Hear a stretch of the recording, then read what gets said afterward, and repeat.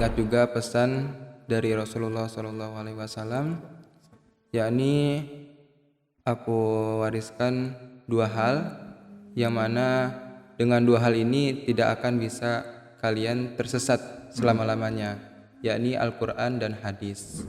Walaqad yassarnal Qur'ana lidzikri, sungguhnya pasti Allah sudah mudahkan yassarna Al-Quran. Al-Quran itu sendiri lidzikri, untuk diingat. Terkadang orang lupa ayat setelahnya, yaitu fahal mim mudzakir, maka siapa yang mau mengingat itu? Nah, jadi untuk teman-teman yang sedang menonton video ini, mungkin teman-teman yang masih belajar Al-Quran, ayo digiatkan belajar Al-Quran. Yang masih belum dekat dengan Al-Quran, ayo didekatkan dengan Al-Quran. Karena dengan hadis tadi kita percaya bahwasanya hanya dengan Al-Quran kita dapat jalan yang lurus, dapat petunjuk dan tidak akan tersesat. BBM Bincang Bareng Mapas. Assalamualaikum sahabat Quran, kembali lagi bersama saya Bang Don di podcast BBM Bincang Bareng Mapas. Alhamdulillah kita bisa bertemu lagi, dan kali ini seperti biasa kita mengundang lagi santri dari Maskanul Hufat yang ikhwan, dan kita akan berbincang lagi karena sebenarnya banyak dari para santri itu yang mereka mempunyai kisah-kisah yang memang inspiratif dan menarik, dan sampai mereka bisa menghafal Al-Quran sekarang di Maskanul Hufat. Di balik itu ada perjuangan-perjuangan yang mereka lakukan. Dan sekarang saya juga kita akan berbincang bersama narasumber kita. Beliau juga merupakan seorang santri dari Maskanul Hufat yang punya kisah menarik. Bapaknya dulu seorang mu'alaf, kemudian ibunya bukan juga dari background yang berkeluarga alim ulama, tapi kemudian beliau memutuskan untuk menghafalkan Al-Quran. Nah, kali ini kita akan berbincang bersama beliau. Dan ini dia. Assalamualaikum Bang Fadlih ya. Waalaikumsalam warahmatullahi wabarakatuh. Gimana kabarnya? Alhamdulillah baik, Ustaz. Baik ya. Kalau hafalan baik nggak? Alhamdulillah. Lancar juga? Insyaallah. Oh iya. Kalau boleh tahu nih, umurnya sekarang berapa? 18 tahun, Ustaz. Oh, 18 tahun. Berarti baru lulus ya? Iya, baru lulus SMA. Oh, baru lulus langsung mutusin ke sini. Kirain sempat kerja gitu kan, atau kuliah gitu. Berarti belum ya? Belum, tadinya mau kuliah, cuman kesini. Oh, iya. Saya dengar beberapa cerita dari antum. Dulunya banyaklah perjuangan ya. Namanya hidup pasti ada perjuangan itu. Jadi kenapa, yang pertama aneh ingin nanya, kenapa antum memutusin buat ngafal Quran gitu? Kenapa nggak kuliah mungkin kan, atau kerja gitu kan? Baik. Jadi awalnya karena anak juga tadinya kan SMA baru lulus. Kemudian tadinya memang ngikut banyak teman-teman yang dari SMA itu pada mau kuliah. Tapi emang kalau dari sekolah, dari pesantren itu nganjurin ada juga ke pondok pesantren tahfiz. Oke. Nah, tapi banyak ke kuliah, jadi anak ikut mau kuliah tuh awalnya. Sampai sempat ke konsultasi ke guru BK, namanya Ustazah Rina Nur Utami. Semoga beliau selalu disehatkan oleh Allah. Nah, jadi sempat konsultasi. Nah, beliau menyarankan ikuti aja dulu programnya kayak bimbel, UTBK dan lain-lain. Itu untuk kuliah? Iya, untuk kuliah. Karena kan emang awalnya pengen kuliah. Nah, kemudian selang beberapa hari itu ada setelah sholat asar tuh kayak merenung gitu, kepikiran pengen bahagiain orang tua. Pengen bahagiain orang tua. Jadi berpikiran kayak gini, kalau misalnya Fadli sendiri kuliah, belum ada jaminan bisa bahagiain orang tua. Tapi kalau misalnya Fadli bisa menghafal Quran, menghatamkan Al-Quran, Allah sudah jamin gitu. Jadi Fadli percaya insya Allah ada jaminan Allah gitu. Jadinya akhirnya putuskan untuk pesantren tahfiz. Oh iya. Berarti motivasinya itu untuk membahagiakan orang tua. Rata-rata sih kalau aneh lihat ya, termasuk juga aneh itu awal-awalnya juga motivasi menghafal Al-Quran itu ya karena orang tua. Karena dalam hadis juga disebutkan ya, Jadi motivasi antum itu untuk menghafalkan Al-Qur'an itu karena orang tua. Betul. Oke. Nah, eh, katanya orang tua antum itu sakit. Iya, betul, Ustaz. Oke, berarti antum nggak terpikirkan untuk kemudian membantu ibu gitu. Dari bapak kan sakit ya. Iya, betul, Ustaz. Nah, itu nggak ada terpikirkan untuk membantu gitu. Tadinya memang karena awalnya itu saya pengen bahagiain orang tua karena memang ibu juga kerja, terus juga ayah sakit Parkinson. Jadi Parkinson itu hampir mirip kayak stroke. Oh, Tapi kalau stroke itu kan lemes ya, nggak bisa digerakin. ah, ah. Tapi kalau Parkinson itu dia kaku, susah digerakin, terus sering tremor. Terus juga kalau berdiri nggak bisa lama. Oh, oh. Jadi kadang suka jatuh, jadi hilang keseimbangan gitu, Ustaz. Berarti bapakmu itu kalau mau ngapa-ngapain itu masih bisa mandiri atau perlu bantuan? Kalau sekarang udah semua dibantu, jadi kayak harus berdiri dari kursi dibantu berdiri, terus jalan juga harus dituntun, bahkan sampai buang hajat juga harus dibantu. Itu yang bantu antum sama ibu. Iya, kalau misalnya Ana ada di rumah, Ana.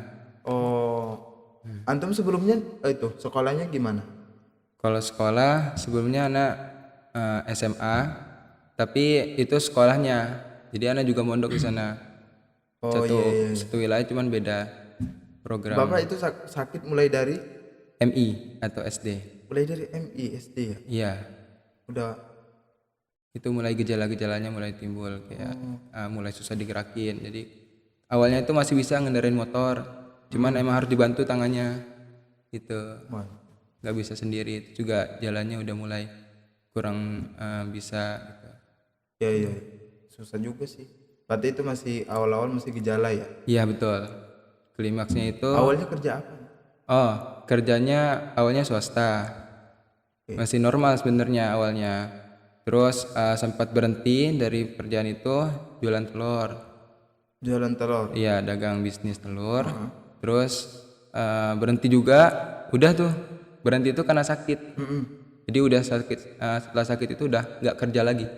Oke. Jadi diganti sama ibu. Oh, ibu dagang. Iya, dagang pempek.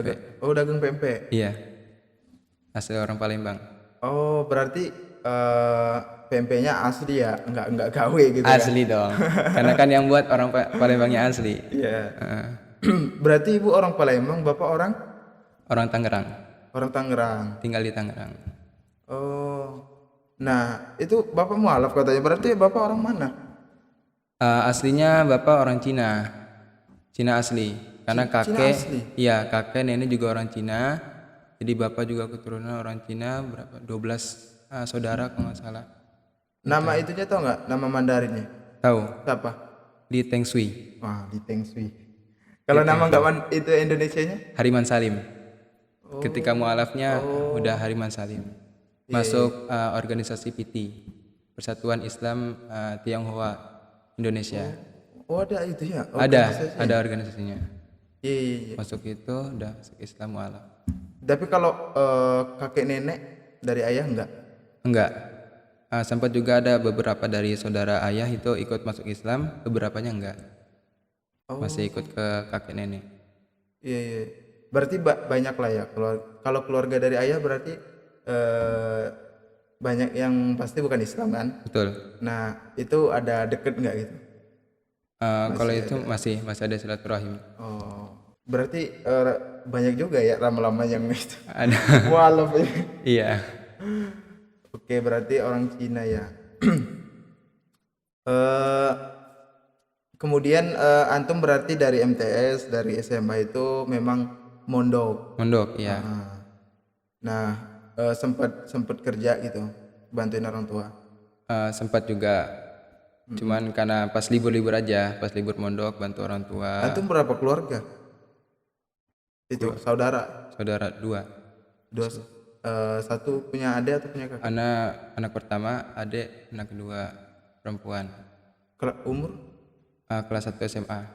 Oh, berarti udah Umur 15 tahun lah. iya. Oh, sekarang mondok juga. Iya, jadi ibu sendiri di rumah sama ayah. Oh, aduh. Iya, Itu ibumu kasihan gitu kan, udah kerja sama ngurusin ayahmu juga gitu kan. iya betul. Tapi ibu umur berapa emang? Kurang lebih 49 sekarang.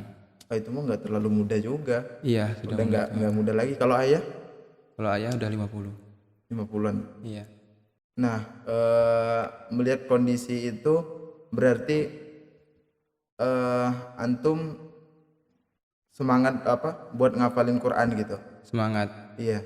Awalnya juga sempat karena kan ngelihat kondisi ibu kerja sendiri, kemudian ngurusin ayah ya kan. Terus sempat juga berpikiran pengen nggak mondok gitu. Jadi pengen sekolah di dekat rumah aja, jadi bisa pulang pergi bantu ibu bantu ayah. Terus sempat ngomong sama ibu, bu aku mau nggak mondok aja gitu supaya bisa bantu. Kalau di rumah kan namanya panggilnya mama ya, bisa panggil bantu mama, bantu papa di rumah. Terus mama bilang, kamu nggak usah mikirin mama.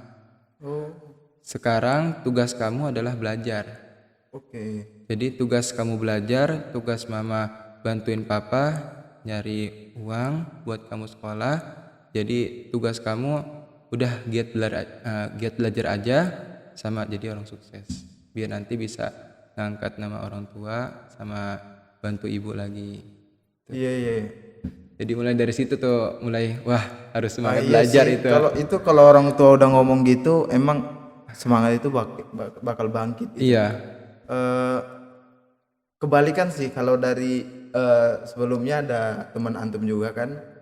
Nah, itu dia malah yang sosok inspiratifnya itu adalah bapaknya yang menjadi motivator dia gitu kan. iya, Yang semangat buat bagaimana anaknya bisa sekolah, bagaimana anaknya sukses gitu kan.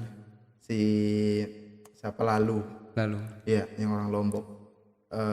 Tapi kalau antum dari ibu, iya. kemudian yang alhamdulillah sih kalau masih orang tua berpikiran seperti itu, insya Allah eh, bisa lah. Karena apa namanya, seorang ibu juga doanya mustajab orang tua. Kemudian dari antumnya juga bukan yang ngeyel gitu kan. Iya, Tapi emang alhamdulillah. nggak nakal-nakal gitu ya. Alhamdulillah, Ustaz. Karena mungkin dari kecil itu udah mungkin apa ya, ngerasa kita itu bukan orang-orang yang berada gitu Betul, kan. Ustaz. Apalagi Sadar diri. kalau ayah juga kemudian Allah berikan ujian gitu kan. Betul. Jadi alhamdulillah nggak ada perasaan-perasaan buat kayak Membandel enggak? ngebandel gitu kan. Enggak, Nakal-nakal alhamdulillah. gitu. Insyaallah. Nah kemudian ada nggak perjuangan ketika masuk ke sini? Ketika masuk ke sini banyak Ustaz perjuangannya. Karena kan emang sebelumnya awalnya itu tahu maskan dari Musrif Anas sendiri yang di Pondok Darut Tauhid. Lo antum untuk di DT Iya, Darut Tauhid. cabang Cabang Serua, Serua itu daerah? daerah dekat Pamulang, Ciputat. Oh, Iya. ada tuh. Ada Ustaz. Itu kan emang sekolahnya Kiai Haji Abdullah Kinastiar ya. Di sana. Nah, jadi Musrif Ana itu kan tadi kan emang Ana pengen masuk pondok tahfiz. Nah, akhirnya udah tuh bilang ke Musrif, "Ustaz, Ana pengen masuk pondok tahfiz." Terus ya udah kata Ustadznya beliau namanya Ustadz Wildan Albiruni. Beliau jadi musrif kami di asrama. Nah, saya bilang, Ustadz, Ana pengen masuk pondok tahfiz. Ya udah nih, ada referensi Maskanul Hufaz. Oh, Nah, beliau karena katanya juga ada alumni dari sana masuk sini. Itu Kak Nina. Nah, beliau sempat masuk sini karena awalnya juga udah beberapa alumni yang tes di sini. Cuman Kak Nina itu doang yang masuk gitu. masuk ke DT. Ya enggak masuk ke Maskanul Hufaz. Oh iya iya. Kan dari DT mau masuk ke Maskanul Hufaz. Jadi cuma satu doang keterima. Wah, kata anak, waduh susah juga masuk Maskanul Hufaz ya. Dari beberapa orang alumni yang tes cuma satu doang keterima. Ahwat lagi. Nah, terus juga lihat juga programnya. Oh, ziyadah maksudnya menghafal Al-Qur'an 30 juz 1 tahun. Oh, Masya Allah cepet juga 1 tahun. Terus ada program lain juga muhadoroh, terus juga ada hadroh. Nah, jadi terus juga belajar kitab-kitab ta'lim, at-tibyan. Yang sebenarnya emang kalau menurut Anda sih itu bagus supaya nggak terlalu bosan menghafal Al-Quran. Jadi ada seling-selingan habis menghafal Al-Quran, belajar kitab, belajar apa juga sebagai ilmu basic gitu. Iya. Akhirnya udahlah milih, yaudah deh Ustadz boleh masukkan Hufaz. Dikasihlah linknya sama Ustadz itu kan. Nah pas Ana bilang mau masuk ke masukkan Hufaz, ada juga teman Ana yang mau masuk pondok tahfiz. Itu Miftah Farid. Nah yang sekarang samaan satu cabang. Oh di sana. Iya di MRBJ. Iya. Satu cabang. Alhamdulillah lulus berdua. Terus juga ada dari ahwatnya 2 orang. Oke. Itu yang keterima 1, yang Maria di pusat. Oke. Nah terus udahlah kami daftar ke ini lewat link dari Ustadz. Kalau mungkin yang ahwatnya dari ustazahnya. Terus kami masukkan berkas, bilang ke orang tua pengen masuk ke sini, ya udah boleh masuk sini aja. Karena udah pasti kan ada UMA gitu kan. Terjamin insyaallah. Jadi langsung daftar, masukin berkas. Alhamdulillah. Habis itu ada template yang ngumumin kita lulus tes berkas. Wah seneng itu udah tuh anak sama Miftah kan. Oh masuk nih kita tinggal tes satu lagi nih, tes wawancara. Oh ya udah. Akhirnya setelah itu kan itu udah selesai tuh. Kebetulan setelah tes wawancara itu kami udah lulus SMA, udah wisuda. Jadi kami udah di rumah. Nah otomatis kan informasi Mas kan ada di HP Musrif Anan yang di Darut Tauhid. Jadi ada yang nggak tahu info, tiba-tiba hari itu tes wawancara. Jadi pas di rumah udah nggak tahu info, nggak masuk grup, ditelepon sama panitia PSB. Kamu kemana aja? Dicariin.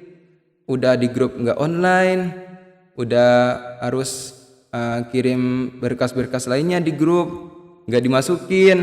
Kamu benar-benar mau masukkan nggak? Atau kamu mau digugurkan gitu? Jadi peserta santrinya. Wah kaget dong. Masa udah capek-capek Itu siapa itu? kirim berkas sesaat lah. tapi mau dikeluarin kan, waduh ya udah langsung aja Dimarahin ya? Iya dimarahin karena kan emang sebenarnya informasinya sama ustadz yang di Darut Tauhid, jadi nggak tahu info. Ya udah mintalah ke ustadz yang di Darut Tauhid ini, Ustadz minta nomor telepon yang buat masukin ke grup. Dikasihlah, masuk ke grup, ngisi berkas-berkas, langsung tes wawancara sama Ustadz Abdul Aziz. Alhamdulillah habis itu setelah tes wawancara selesai, beberapa hari menunggu, alhamdulillah akhirnya lulus. Oke, lulus. Dan lulus itu benar, Ana, Miftah sama satu lagi yang ahwat di pusat, Maria. Tiga-tiganya berarti. Bertiga. Alhamdulillah. Nah, setelah sekarang lulus dan menghafalkan, berarti sekarang udah hatam. Alhamdulillah. Berapa bulan? Alhamdulillah 3. Iya. Kemarin ada yang 5 bulan, terus kutanya ada yang 4 bulan, sekarang 3 bulan. Iya, Ustaz. Alhamdulillah, Ustaz. Pada cepet-cepet banget ya. Lancar kayaknya ini. Muslimnya kayaknya mantep ini. Alhamdulillah, Ustaz. Berkat doa orang tua juga. Iya, alhamdulillah ya. Berarti sekarang fokus persiapan tasmi. Betul. Nah, setelah antum menghafal Quran gitu. Nah, harapan kedepannya dan atau mungkin cita-cita kedepannya seperti apa? Harapannya sih sehabis dari sini insya Allah ada mau rencana kuliah. Kuliah Iya. di Insya Allah kuliah di Madinah.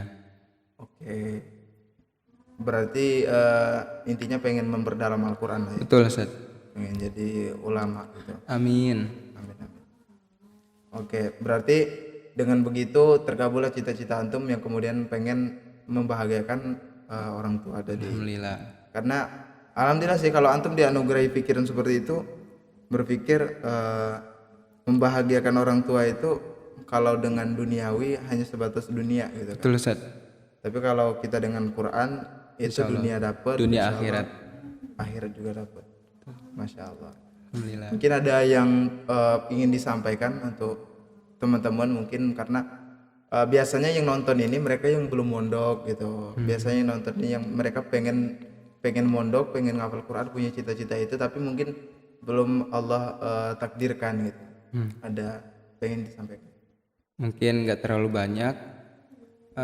Teringat juga pesan dari Rasulullah SAW, yakni aku wariskan dua hal yang mana dengan dua hal ini tidak akan bisa kalian tersesat selama-lamanya, yakni Al-Quran dan hadis. Nah, jadi untuk teman-teman yang sedang menonton video ini, mungkin teman-teman yang masih belajar Al-Quran, ayo digiatkan belajar Al-Quran. Yang masih belum dekat dengan Al-Quran, ayo didekatkan dengan Al-Quran. Karena dengan hadis tadi kita percaya bahwasanya hanya dengan Al-Quran kita dapat jalan yang lurus, dapat petunjuk dan tidak akan tersesat. Nah, kemudian kepada teman-teman yang sekarang menghafal Al-Quran, mungkin lebih semangat lagi menghafal Al-Quran, karena teringat juga Al-Quran surat Al-Qamar, yakni walaqad yassarnal Qur'ana lidzikri. Sungguhnya pasti Allah sudah mudahkan yassarna Al-Quran. Al-Quran itu sendiri lidzikri, untuk diingat. Terkadang orang lupa ayat setelahnya, yaitu fahal mim mudzakir. Maka siapa yang mau mengingat itu? Nah, maka kita harus menghafal dengan semangat, karena dari Al-Quran itu sendiri sudah jelas bahwasanya sudah dimudahkan oleh Allah gitu. Allah langsung yang memudahkan kita untuk menghafal Al-Quran. Gitu. Masya Allah. Jelas ya teman-teman, insya Allah motivasinya dapat lah. Jadi intinya yang belum dekat dengan Al-Quran, dekatilah Al-Quran. Betul. Karena dengan itu kita tidak akan tersesat, karena memang Al-Quran itu hudal linnas. Betul. Kemudian yang sudah dekat dengan Al-Quran, coba untuk menghafal Al-Quran. Betul. Dan semangat, insya Allah itu akan mudah nantinya. Walaupun nanti kesulitan, karena itu proses. Betul. Biasanya banyak teman-teman itu yang kemudian mengeluh, kok susah banget gitu kan. Ternyata ngapal nggak mudah. Memang kita nggak bisa bilang mudah banget, enggak. Betul. Tapi memang proses itu ada gitu. Jadi jalani aja, nanti Allah akan janjikan apa yang ada dalam Al-Quran itu, yakni Allah akan mudahkan. Terima kasih Bang Fadli sudah mau sharing-sharing sama kita. Sama-sama. Semoga sehat selalu, keluarga sehat selalu, dan Allah mudahkan segala urusannya. Amin. Semangat, sebentar lagi kan selesai nih wisuda, sekitar 3 atau 4 bulan lagi. Semoga sukses, nantinya bisa kuliah di Madinah ya. Amin. Amin. Terima kasih teman-teman yang sudah menonton, dan saya sebagai host minta maaf kalau ada kesalahan, dan saya akhiri. Wassalamualaikum warahmatullahi wabarakatuh. Nama saya Iqbal Maulana. Suatu saat saya akan menjadi pengusaha yang sukses. Saya Ulfa. Selain menjadi penghafal Quran, melalui gambar yang saya ambil, saya berharap mampu menyampaikan pesan dakwah. Saya Khadijah, menjadi pendakwah adalah jalan hidup yang saya pilih. Nama saya Sultan, menjadi ulama besar adalah impian saya di masa depan. Halo teman-teman, nama saya Maryam. Cita-cita saya ingin menjadi ustazah. Mari wujudkan cita-cita para penghafal Al-Quran dengan bergabung bersama kami menjadi orang tua asuh. BBM Bincang Bareng Mapas.